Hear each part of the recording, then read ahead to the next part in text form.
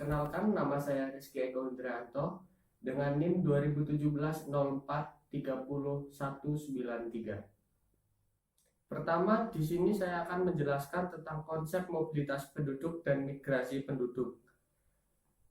Di sini ada dua jenis, yaitu vertikal dan horizontal. Di mana jika vertikal yaitu mobilitas penduduk naik ataupun turun dengan contoh perubahan status pekerjaan. Misalnya, ada tadinya yang bekerja sebagai buruh, lalu dia bermobilisasi dan dia mendapatkan pekerjaan menjadi seorang pekerja kantoran. Nah, pasti pendapatan dia akan naik dan dia bermobilisasi penduduk dari rendah ke atas ke yang lebih tinggi. Lalu di sini ada mobilitas horizontal, di mana ini pergerakan mendatar ya, seperti perpindahan penduduk dari suatu daerah ke daerah lainnya. Misalkan dari desa ke kota dan dia menetap tinggal di kota, itu maka mobilisasi horizontal. Selanjutnya mobilitas atau migrasi permanen dan non permanen. Jika permanen adalah gerak penduduk yang melintasi batas daerah asal ke daerah tujuan, di mana terdapat niat atau keinginan untuk menetap di daerah tersebut.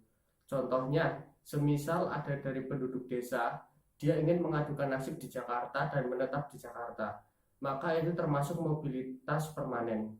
Lalu mobilitas non permanen, di mana mobilitas penduduk dari daerah asal ke daerah tujuan, tetapi tidak ada niatan atau keinginan untuk menetap di daerah tujuan tersebut. Semisal para pekerja yang bekerja di kota Jakarta, namun dia tinggal di daerah sekitarnya atau daerah-daerah pendukung Jakarta, dan dia bermobilisasi setiap hari, pagi berangkat kantor ke Jakarta dan sore pulang lagi ke rumah ke daerah penyangga, maka itu bukan mobilisasi permanen, tetapi mobilisasi non permanen. Selanjutnya di sini saya akan menjelaskan tentang pendekatan mobilisasi dan migrasi, di mana ada 4 pendekatan, yaitu pendekatan sistem, pendekatan psikologi, sosial, dan ekonomi. Pendekatan sistem adalah sebuah pendekatan di mana desa itu memproduksi sebuah komoditas atau barang yang akan dikirimkan ke kota atau memenuhi kebutuhan-kebutuhan warga di kota. Nah, pada saat barang tersebut dimobilisasikan beserta orang ke kota, dan orang desa itu dapat membeli atau memenuhi kebutuhannya yang tidak ada di desa di kota tersebut, lalu dibawa kembali ke desanya, maka terjadilah mobilisasi secara sistem, di mana itu sudah tersistem karena saling menguntungkan antara satu dan yang lain. Yang kedua, pendekatan secara psikologis. Pendekatan ini sangat berkaitan erat dengan individu yang melakukan mobilisasi tersebut, di mana psikologis dari individu tersebut memikirkan bahwa jika dia bermobilisasi ke suatu kota, maka dia akan mendapatkan pekerjaan yang layak, upah yang cukup atau tinggi, kehidupan yang baik, tempat tinggal yang baik.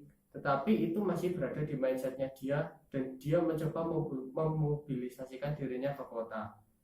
Lalu selanjutnya adalah pendekatan sosial, di mana pendekatan ini terjadi karena adanya interaksi sosial antara individu dengan individu atau antara individu dengan suatu kelompok, di mana dapat dicontohkan bahwa seseorang jika ingin bertemu seseorang lain yang berada di kota yang berbeda, maka seseorang tersebut akan melakukan mobilisasi ke kota tersebut untuk bertemu dengan orang itu.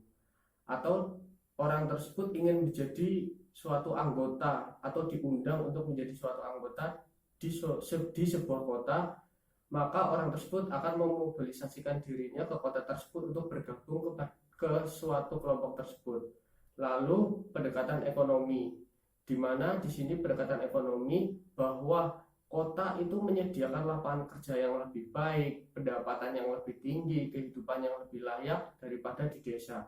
Maka itu akan mendorong orang-orang di desa atau masyarakat desa untuk bekerja atau memobilisasikan dirinya di sebuah kota.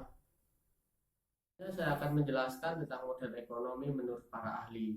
Di sini saya akan mengambil dari salah satu contohnya, yaitu dari Todaro, di mana model ekonomi Todaro yang menjelaskan tentang mobilisasi ini bahwa ada faktor-faktor yang menjelaskan bahwa bagaimana terjadinya mobilisasi, yaitu faktor-faktor yang mempengaruhi terjadinya mobilisasi penduduk dari daerah pedesaan menuju perkotaan, antara lain adanya perbedaan upah real yang diharapkan antara daerah-daerah perkotaan dan daerah pedesaan dengan perbedaan aktual upah real antara daerah perkotaan dan daerah pedesaan. Lalu kemungkinan berhasil mendapatkan pekerjaan di sektor modern di daerah perkotaan.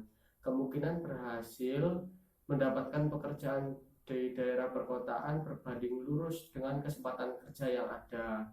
Lalu berbanding terbalik dengan pengangguran yang ada di perkotaan.